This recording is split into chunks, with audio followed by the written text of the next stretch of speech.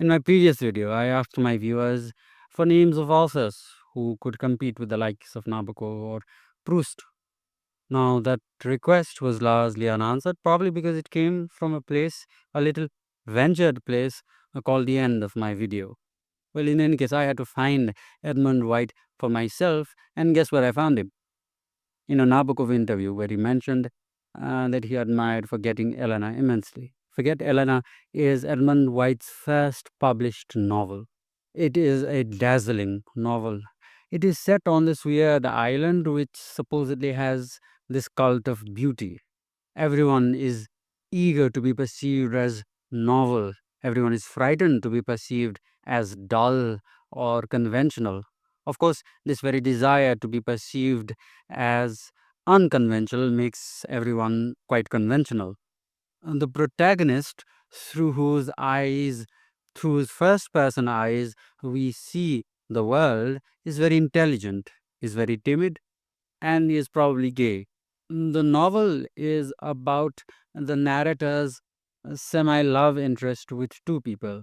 Firstly, Herbert, who is a kind of manager of the island and is also a weird kind of love interest of the narrator. And the second person is Elena, who reminds our character of their love by forcing her manuscript upon him.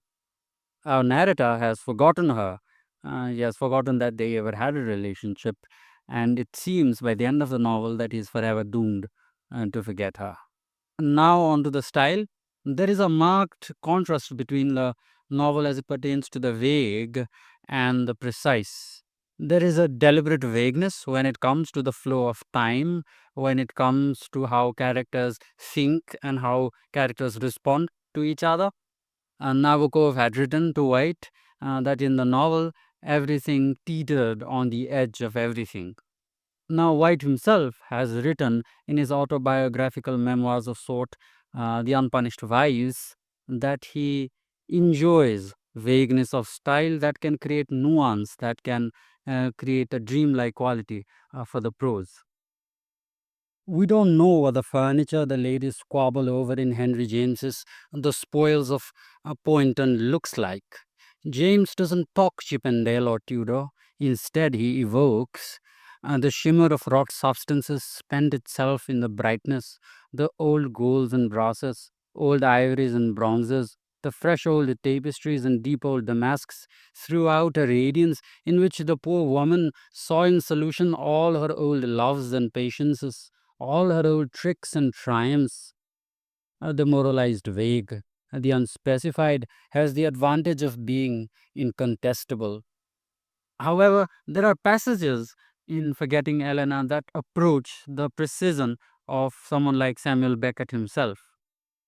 I meant to get back to you, I say. Billy chuckles behind me.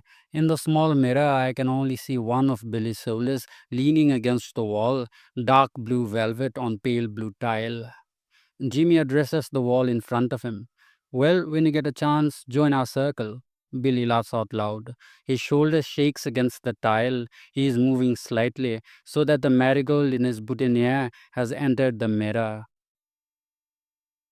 And later in the sequence, to complete the urinal section, I am a patient in an operating room, standing instead of lying down for some reason. The urinals are nurses, the faucet, an anesthetician counting out the ether. However, we should understand that the whole novel is running on a vagueness of a very grand sort. We don't really know what people are thinking, nor do we know what they are feeling. Now, White manages to express this contrast between the vague and the precise in the novel's most beautiful passage. I have only fleeting glimpses of other times, other places, quicksilver traces like the shivering beams cast by that moving lantern up ahead on my left, bobbing across the dunes and revealing now a black line of seaweed deposited by the evening tide halfway up the trunk of a distant wind trained pine, and for a second opalescing a bird's sleepless eye, then dropping out of sight. The light refuses to concentrate on any object. I'm quite sure I'll end up reading everything that White ever wrote.